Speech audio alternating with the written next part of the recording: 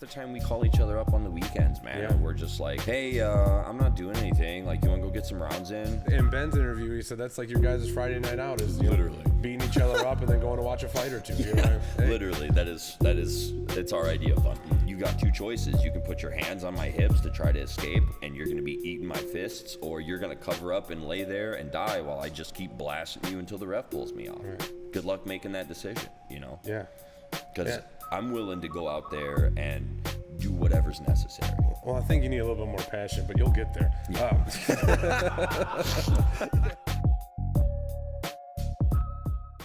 I'm here at Stars and Strikes MMA with Dean Caldwell, Dean M16 Caldwell.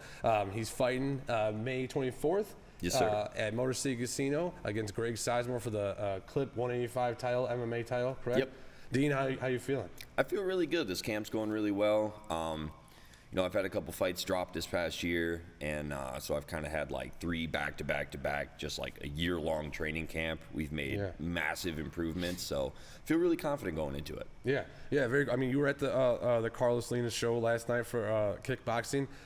You know, Ben Phillips, who's been on the show previously, won by decision last night. You were in the corner. How do you feel like the show went? First kickboxing sanctioned fight in Michigan. How do you feel it went? It went really, really well. I mean, there was a lot of people there. The energy in that place was great. You could cut it with a knife, man. And I mean, for Ben especially, that place just erupted when he walked out, when he won. It was electric, man. I really do think it'll help kickboxing in the state of Michigan kind of take off both at an amateur and a professional level. Very cool. Now, obviously, you know, you and Ben have been training together for a long time. You were in his corner last night, if I'm That's mistaken, correct. right? Yeah.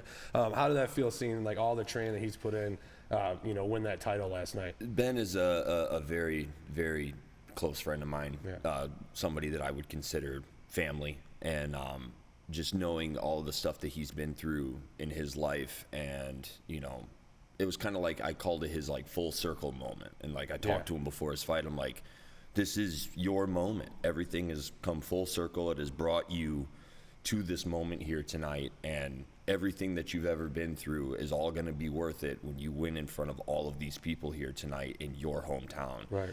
at your place. And it was watching him get his hand I was crying. He was crying. I was crying. Yeah, we were all yeah, crying. It was a beautiful moment, man. I couldn't be prouder of the guy, and I couldn't be more happy for him. That's awesome. You know, that really just shows, like, you know, every time I come to this gym and talk to you guys, you know, the camaraderie, the family feeling that this gym gives, you know, it's just an awesome thing. So we'll dial it back down to you. Ben had his own episode, so so Dean, you know, you've been around the gym for a long time. You know, I found videos online from 10 years ago fighting. Yes. So, you know, explain to me how you kind of got involved with Stars and Strikes, or just MMA in general.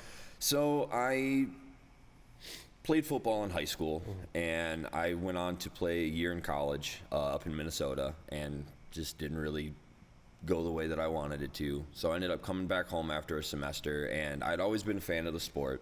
I remember being like 7 years old, and I was watching Mirko Krokop and Gabriel Gonzaga, and I watched Gonzaga just head kick him, and he fell back. It was brutal. I'm like, that's what I want to do. It was just, my dad's like, you crazy? But like, I'd always been into it, you know, ever since I was a kid, and I really made a decision at that point, once football didn't go the way that I wanted it to, that like, hey, I'm gonna really give this thing a shot. I'd always been pretty decent at anything that I had really put all of my effort into, so I figured, hey, you know, let's really give this thing a go. So I did some research, and at the time there was a million different little gyms everywhere. Right. Yeah. But anytime that I was like on YouTube or like trying to look up fights for all the different local shows, Stars and Strikes was always popping up, and it was right here. It was in Westland, and I was still kind of like deliberating, you know, where I wanted to go.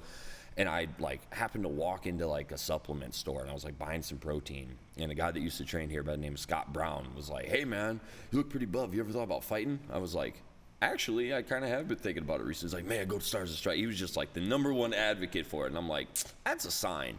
So It's weird how things like that work out. Yeah, right? no, I mean, it's true. It is really weird. And so I looked it up, and I asked somebody that I knew that had like trained here, like for here or there. They weren't really like a staple, like how much it was. And I showed up the first day, signed a waiver, and I was like, hi, I see that this is where champions are, and I want to be Yeah. a champion in this sport. Here's my money. And James was like, you want to like try it out first? And I'm like, there's no need. I'm here. Right, yeah. So Just kind of already knew, right? Yeah, then I just, ever since then, man, I just kind of like fit right in with everybody. And, you know, they welcome me with open arms because, again, it was just that like workman's atmosphere. If you Yeah. show up and you put the work in, like guys will willingly take you under their wing and show you all their, you know, tips and tricks, and you can kind of start blending different things together. And I was blessed enough to have some really, really good fighters take me under their wing at first. You know, I had like Brian Householder, I had the Gaffney brothers, because I didn't wrestle in high school, and obviously that's a huge part That's of what MMA. I was going to ask. Did you have any like past in fighting at all? Boxing, just the football? And just... When I was 16, I was interested, obviously, in the sport still, and I actually went to Detroit Jiu-Jitsu back when it was a tiny little hole in the wall, and yeah, I was there for like 3 or 4 months, and I remember I was like tapping dudes out when I was like 16. You know, it was just a couple of other like white belts or whatnot, but still as a 16-year-old, when you're submitting 40-something people, it's like, hey, that's kind of cool. Feels good, yeah. Yeah, and but I wanted to do MMA, and at the time they weren't like an MMA gym, and so when I was looking for, you know, the striking aspect of it, obviously this place appealed to me the most. So, but that was the only experience that I had, was the roughly 3 months that I had trained there when I was like a junior in high school. Right. Outside of that, I didn't wrestle, which I regret. I wish I would have wrestled. Yeah. Never boxed, never did taekwondo or karate or anything like that. Just So you came into it pretty fresh to the sport, then, you'd say. correct. Yeah, Yeah. I was pretty green. You know, another thing I know, like, you know, watching, you know, your past fights on YouTube, you know, I look at you, you know, we talked about this off camera a little bit, like, you're long, you're lanky, long legs, long arms, you know, I'm like, that guy's, you know, a stand-up fighter. And you're throwing dudes around in there, man. Like, just very entertaining fights. You know, just search them up on YouTube. You'll find them. You know, what do you attribute that to? Is that just like you just dove head first into it when you got in the gym? Like, were you really focused on the ground game, or? Yeah, I mean, I love striking. I really am an advocate for, you know, you have to be successful in this sport and win fights, but you can't just lay on guys for 15 minutes. You Right. know, it's sure you'll win, but who's really going to want to come watch you fight, you know? Yeah, and a lot of this sport is selling yourself, right? Correct. Yeah. So you have to be marketable, you know, you have to be entertaining. And striking to me is always, as a spectator, you know, more fun to watch. Yeah. But I did like jiu-jitsu, and I did get started in jiu-jitsu right away. But like I said, I got very, very blessed with some really special talent that took me under their wing right away. Brian Householder, great grappler, Yeah. awesome Greco-Roman wrestler. So a lot of my cage work, a lot of my clinch work, you know, I learned from him. The Gaffney family, the eldest brother was the head wrestling coach at a high school that had some really, really good state qualifiers, some state placers, and he was like, hey man, just come up to our wrestling room with us, and, Yeah. you know, come up and practice with us. And I would go up there, and I learned it pretty quickly, and they gave me a lot of their time and attention, especially because I had fights coming up, and I picked it up pretty quick. Right. Now, you know, we talked. You had a really, you know, good run initially in the beginning of your amateur career. You said you were 8-0. You got Correct. your first loss. Yes. Now, what was your and James's remedy to that first loss? We were talking about a little bit off camera. Yeah, it just, you know, we wanted to get one back right away. You know, I'd kind of cleared out everybody at 185, so that first loss came at 170, so I had to cut that additional 15 pounds. And it was kind of it was a tough fight. The guy that I was fighting at the time, you know, I was undefeated, but he already had like 40 amateur fights, because, I mean, that was the Wild West days. Guys were fighting every weekend. Yeah. And I was gonna say, like, a lot of the fight, like the Prison City Fight League, Yes. is something I remember, and I didn't know about it until I YouTubed your fights, right?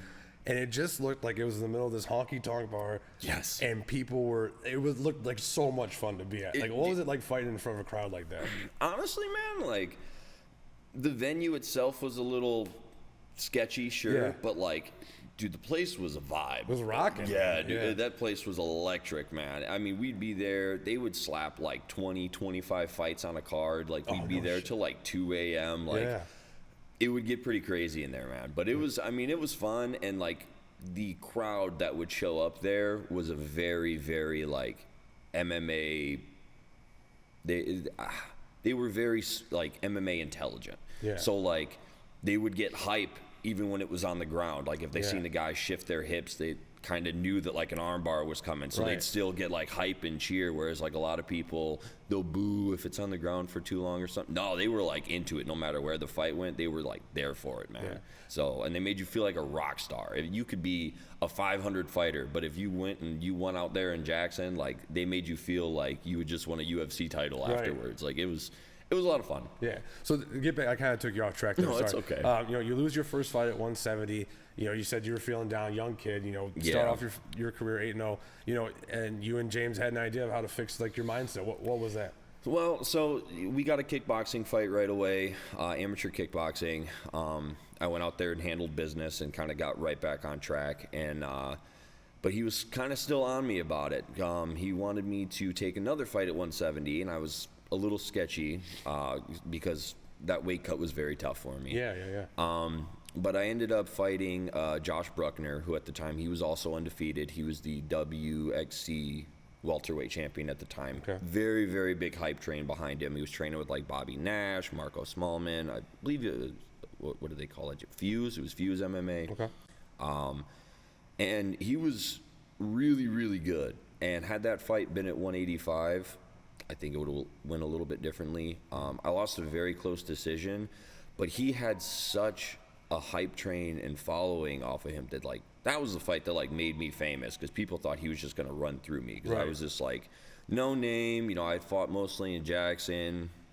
You know, I was 8-1 and he was 8-0, and you know, he's gonna crush this guy, blah, blah. And I went out there and like we beat the brakes off each other, man. Yeah. Like, and that's like one of the fights that really got me notoriety. Yeah. And even though I lost that fight, we got Fight of the Year that year for WXC. Oh, very cool. And I immediately approached the promoter after the fight, and I said, "Hey, man, I'm kind of glad I didn't win, because I really didn't want to cut to 170 and again. defend the belt, right? Right. I was like, can I have a crack at your middleweight title?" And he was like, "Absolutely." So the very next show, about 7 weeks later, I fought their undefeated middleweight champion and mopped the floor with that guy. And what's funny is Sizemore, who I'm getting ready to fight on May 24th, was that guy's coach back then. Oh, okay. So there's a little history here between you and your next opponent. Yeah. We'll touch on that later. Okay. So you know, so you had this long, obviously your amateur career went very well. You know, had the WXC middleweight championship, fought for the welterweight championship. So you had a really good career. You know, it took some time away from the sport for a while, but then you came back and you dove right into the professional game, right?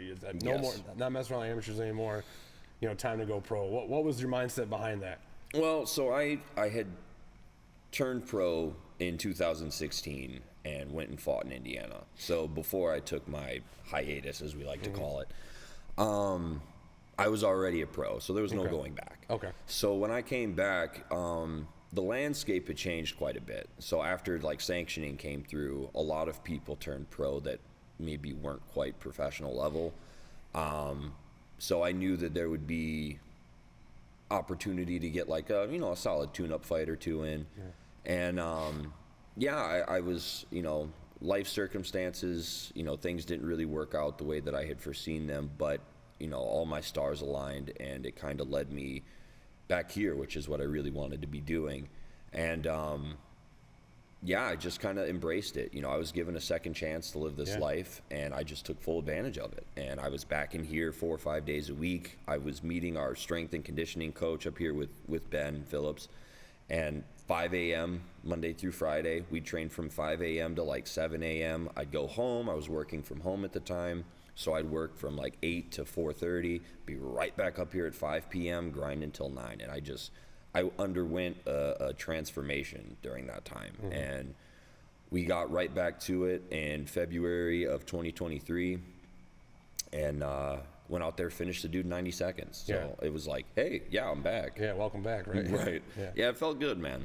It felt good. Walking, when you step away from the cage for a while, then you walk back in, do you just feel like right back at home? Is that how you feel? Afterwards, yes. So I went through like a little bit of mental trauma and some things like that, and it was definitely a changed person, and I was slowly starting to find myself again. The people around here like to call it, I was like just regular Dean during those years, Yeah. and then prior was like you were Dean M16, like it was like a personality that I was locked into, and I was trying to find that again. And leading up to that fight, it was like, man, it's been a while. Do I really still have this? Can I really still do this? Yeah. And I knew that I was training a lot. I knew I was doing well in my camp. Things were going good, and I had a lot of confidence, but there was just that voice of doubt.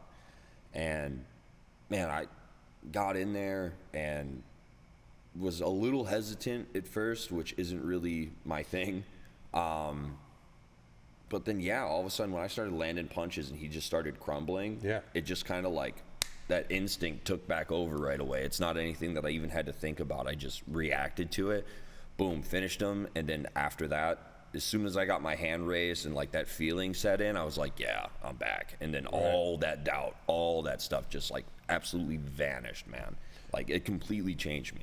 Now, you've had 2 fights since you've been back? Correct. The whole time? This is your 3rd fight. Obviously, you're not taking any breaks. I mean, this guy you're fighting has up to or close to 20 professional fights, if I remember correctly. Yeah, I think it's like 16 or 17 fights. So he's been around the block. He's no slouch himself. How do you feel about this? Do you consider this a step-up fight for you? I mean, a little bit. He's a champion. He's fought all around regionally. My first fight back was against a guy that, didn't have a very good record. And then my second fight, the guy that I was initially supposed to fight pulled out last minute, so they had to find me a last-minute replacement.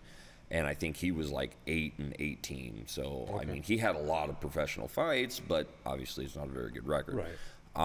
Finished him in 2 minutes with literally just light kicks.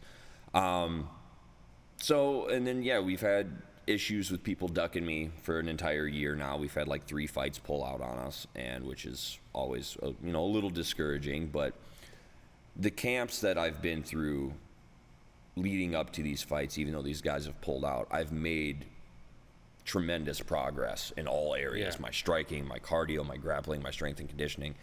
And so it's really paid off because, the plan was to try to get a couple, maybe not so tough fights to kind of, pad the record a little bit and start working, Because it's a game, right? Yes, exactly. You got to sell yourself. You got to have a sellable record. Yeah, You gotta make when it. Uncle Dana's looking to see who he wants to, get in, he's not going through and looking at all your opponents. He's like, okay, this guy's 7-4, this guy's 7-1, and he's got 7 finishes. Let's call this guy first, So it's got to be quick like that.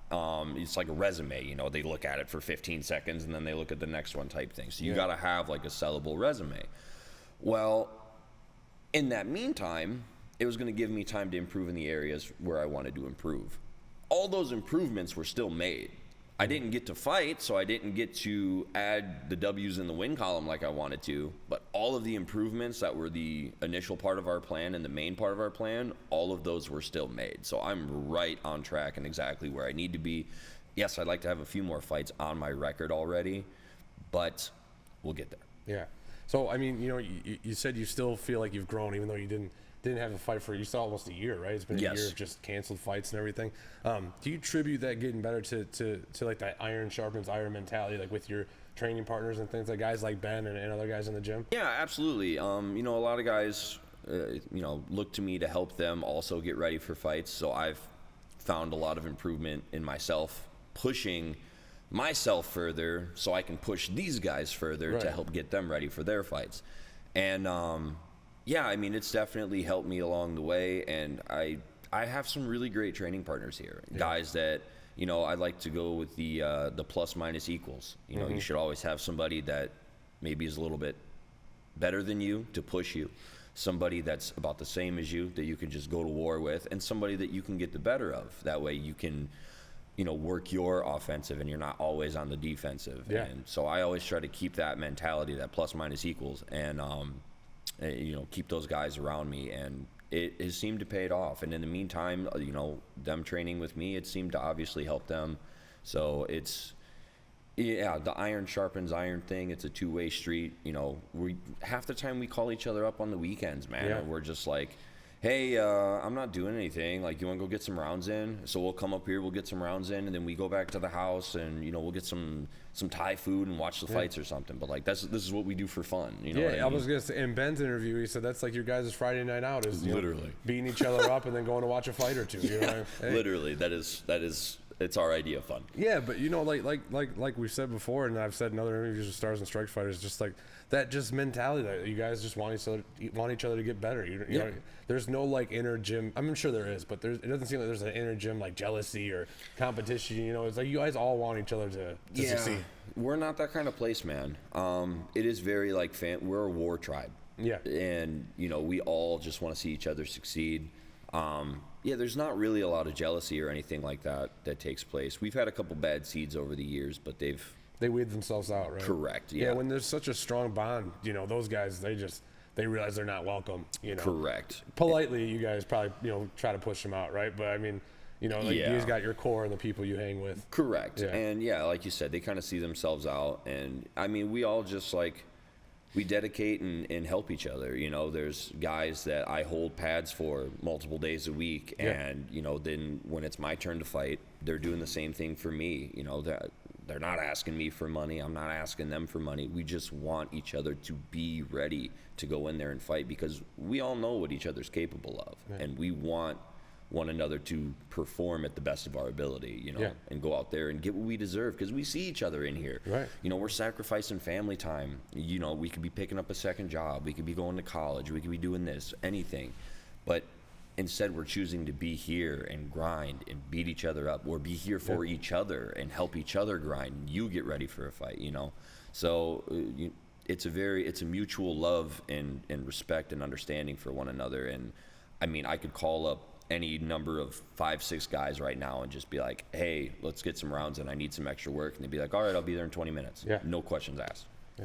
Now, you touched on holding gloves for other guys. You cornered Ben in his fight last night, and I'm assuming other fighters too. But do you feel like helping people train or coaching people, does that help you in your career as a fighter? It does, because it makes me look at fighting like a game, so to speak, really break things down. So like when I played football, I was a quarterback, so I was always watching film and studying defenses and people's tendencies and things like that, and that kind of carried over into fighting. And the more that I was watching film on all of these other guys and their opponents, as well as on our own guys, to help find their tendencies to break them, that way other coaches aren't watching it and finding the same things, the more it like unlocked my vision as far as improvements and things that I can do for myself and to teach and help others. That way we're not making this mistake that maybe be a very small mistake, but you take a high-level coach like we have in James, and they notice that and exploit it, well, then that little itty-bitty mistake might cost you a fight. So it really has helped. It's very frustrating sometimes. I like to, it's like playing Mortal Kombat, but like your controller dies and you're pressing the buttons and it's not doing it drives me up a wall. I don't know how coach does it. It is so much more stressful to corner a fight than it is actually fighting. Well, when we interviewed Nick Fillion, he said, he's like, I'd much rather fight than train people. He's like, it's so frustrating sometimes. But it is. Then you see someone go in there, perform, and have the best fight of their career, and you're like, oh, I helped that. You know what I mean? Correct. So definitely some give back with that. Yeah, right? it's rewarding. Yeah, it's very rewarding. So now moving into your fight, May 24th, you really. It seems like you're diving into this thing head first. You really want to make a splash. You said like you're really focused on stopping people and everything. Absolutely. Is that the mindset you go into when you walk in the cage? I want to get a stoppage. Every single time. I have never won a decision. All of my wins, my 12 amateur wins and my 2 professional wins, every single one was a stoppage. Whether it be, they're pretty mixed between TKOs and submissions, but in my eyes, that's how you're supposed to fight. That's what fighting's meant for. I'm not out there fighting to let 3 other men who maybe don't really have any combat experience judge whether or not I won that fight or not. Yeah, that's fair. And I don't want to risk it. I want to put that staple on it. You want to take the judges out of the situation, right? Yeah. You've been around fighting long enough. I know I've seen decisions that you were just like, what were they watching? Yeah, you know what I mean? exactly. So you don't want to have to deal with that. You just want to Yes, and get it over with. on the flip side, I would rather go out on my sword. Like, I would rather go out there and know that I'm trying to knock a dude out or choke him or, break his limbs, and maybe I get caught in something and get finished. Other than, I would rather that happen to myself than to go out there and, like, lose the judge's decision. I don't want to go into the judges at all.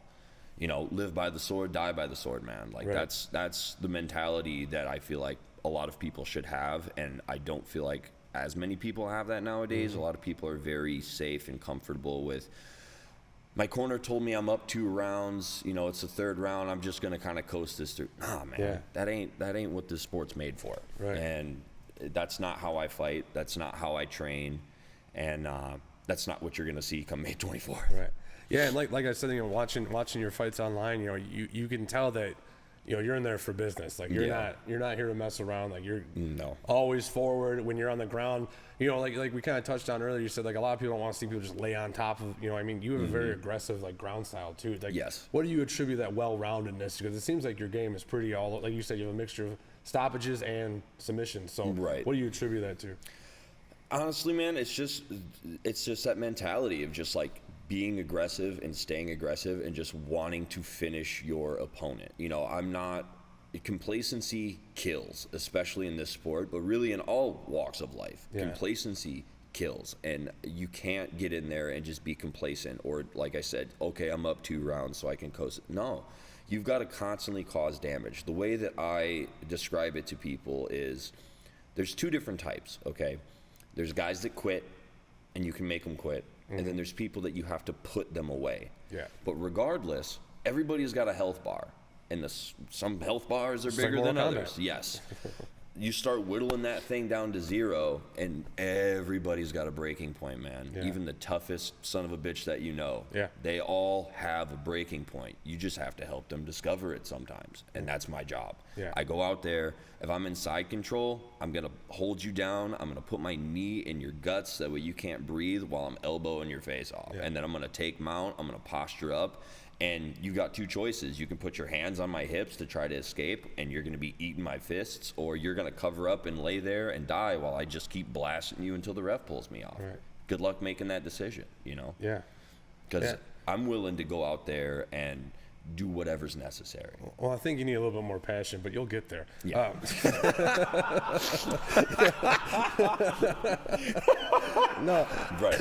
I love interviewing people that I love interviewing people that love fighting, man, because it's just like I'm excited for your fight, and it's a month away. I can only imagine what you're feeling. You know what I mean? So how do you control those?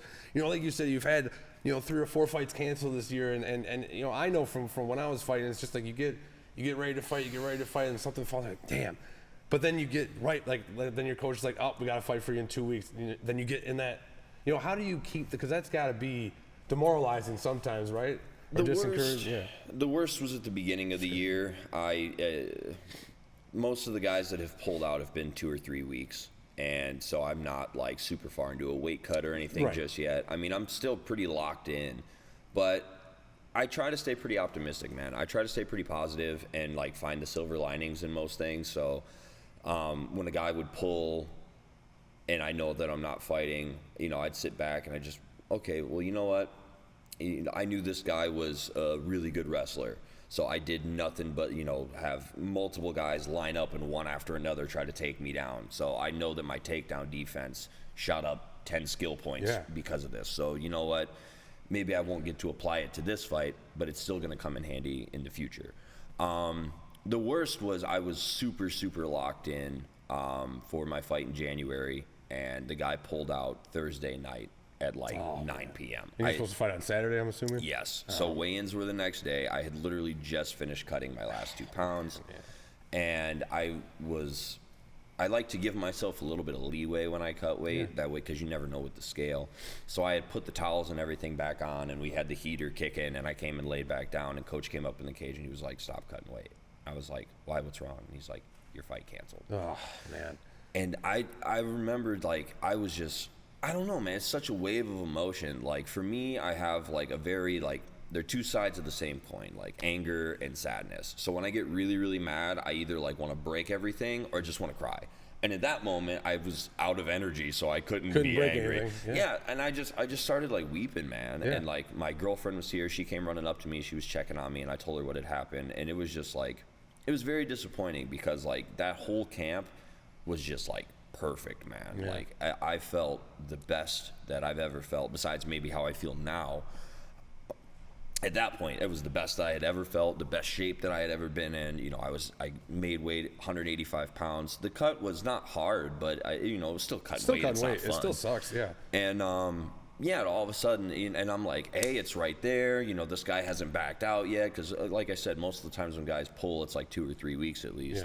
Yeah. And I'm like, this is going down. Like finally, it was at Wayne. I grew up in Wayne. Like I'm a Wayno. Okay. So I was super, super amped for it, man. And then when that happened, it was very, very hard. And then the promoter, bless his heart, he did his best to try to find somebody to try to fight me last minute. But it's difficult to try to find somebody to fight me on 6 or 8 weeks notice, let alone 24 hours. Yeah. He had like one potential guy, but the dude wanted like thousands of dollars, which I get it. I wouldn't want to fight me on 24 hours notice either. Yeah. But so then you're still kind of hanging on to that like strand of hope. Like, am I still gonna get to fight? Am I, you're trying to make something happen. You're trying not to flip that switch off, because once you're locked in, man, and that switch flips off, it's hard to flip it right back on again.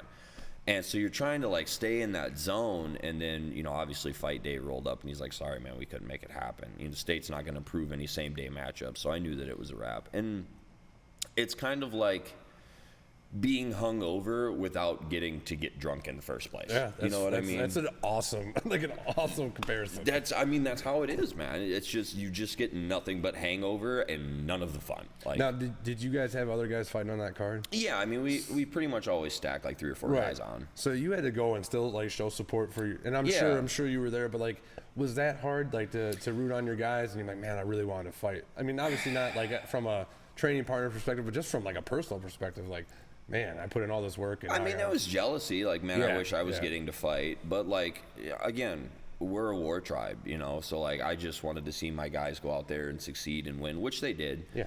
And, but yeah, I'm normally very, like, a happy, bubbly, cracking jokes. Like, I'll walk up behind Ben all the time and, like, pinch his ass and then run behind somebody else, I'm always doing, like, stupid, funny shit. But, like, that day I was just like, Alex Pereira, man. I was just stoic. Yeah. Just standing there, just pissed off because I wanted to fight, Yeah. And I mean, I was cheering my guys on and stuff, but I was not in like the fun, bubbly, cracking jokes, funny mood that I'm typically in. I was pretty mad. Right. I was pretty mad.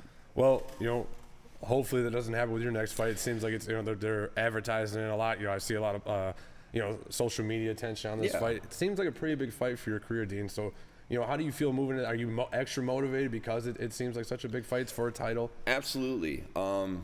That, and one of my good training partners has lost to him twice, so I kind of want to get it back for him.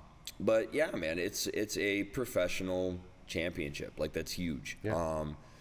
I get that, and it gets a little easier to get fights that way, because guys that maybe have like a semi-decent record, that are maybe knocking on that door of getting into like PFL or UFC, they don't want to risk it on a guy like me. Yeah. But all of a sudden, you add a championship to the equation, guys are a little bit more willing to take that risk. Yeah, just for that extra bullet point on the resume, right? Correct. Like, just to put clip middleweight champion on their resume. Exactly. It's just enough draw, right? Yeah. So, I mean, we had talked off camera about you and Greg Sizemore have had kind of a history. You say he cornered some guys you fought in the past. Yeah. Now I'm learning that he's fought like your training partner a couple Correct. times and won. So, is it fair to say this is a little personal, this fight? I mean, I would say that. So he fought one of my good buddies and close training partners back in February, and when they fought for the title initially, and right as they were like announcing, they were doing the ring announcing stuff when they were in there, he looked right at me because I was sitting cage side, and he winked at me. So he knew. I mean, he knew what was coming. He knew this fight might happen. Yeah, he kind of had an idea, and because it should have happened years ago, it just never was the right place, right time, and he cornered a couple guys against me, and I absolutely squashed those guys. So He knows what's coming. Right. He knows what's coming. Do you feel like your two styles will make for a really good fight? I think so. I mean, I definitely think he's gonna try to take me down. But even if he is successful, his ground game is not better than mine. His stand-up is not better than mine. And I think the first time he really feels me connect with something, he's not going to want anything to do with it, and he's going to try to just take me down. So you feel like your stand-up game is superior to his? Absolutely, by far. So you feel like he's just going to try to take you down, and he thinks that's where he's better? Yes, I think. I mean, my grappling and my jiu-jitsu is definitely still superior to his, but in his mind, the only way I could see him rationalizing where he thinks he could be successful at would be on the ground. I mean, he'll be sorely mistaken, but he knows for sure that I have the reach advantage, and I've been known for my striking for a long time. I have TKOs via leg kicks. One of the guys that he cornered against, or that he cornered for against me, was in a title fight. It was one of his undefeated guys back in the day. I almost TKO'd him via leg kicks, but ended up finishing him via ground and pound. So, I mean, he knows. He knows what's coming, and I hope for his sake he's doing his part to train and get ready, because I know I am. Yeah. Well, excuse me, sounded very confident before the fight, which is always a good sign. Before we cut the interview, where can the fans find you on your socials? So Facebook, Dean Caldwell. My Instagram is what I mainly post on for all of my fight-related content. It's at DeanM16 Caldwell on Instagram. I'm starting to try to get a YouTube channel, but I haven't uploaded too much on there yet. So. Okay. Yeah. But yeah, just mainly the Instagram. All right, very cool. Well, Dean, I appreciate your time. I know you got a big training camp ahead of you, but I look forward to seeing your fight at the end of May. It sounds like it's gonna be fireworks. That does it for this episode of Jab Journals, guys. We'll see you on the next one.